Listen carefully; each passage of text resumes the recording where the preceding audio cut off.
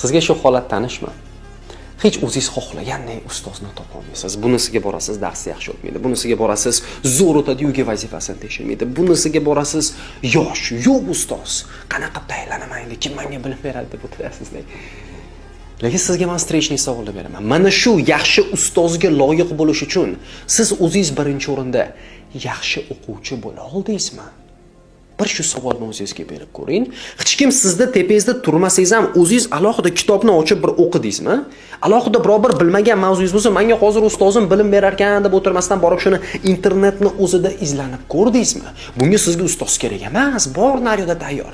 Agarda mana shu ishni siz hali beri qilmagan bo'lsangiz, kimnidir kutib o'tirgan bo'lsangiz, sizga yaxshi ustoz emas, sizga mas'uliyat kerak, sizga jasorat kerak birinchi o'rinda.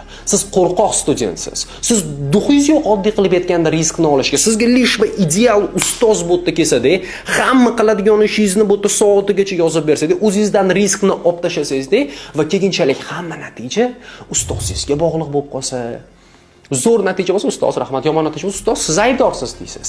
Mazada boshqa odam aybdor bo'lsa, o'zingizni bo'tda ayblamasangiz, yomonligingizni bo'tda his qilmasangiz. Ha, bo'ldi, meni yaxshi o'rgatmaganidan bu narsa deysiz keyin. Qo'rqoqlikdan bu hammasi. Siz tilni yaxshi o'rganmoqchimisiz? Birinchi o'rinda yaxshi ustoz qidirishdan oldin yaxshi o'quvchi bo'lishni o'rganing. Mana shunda balkim progress kelar.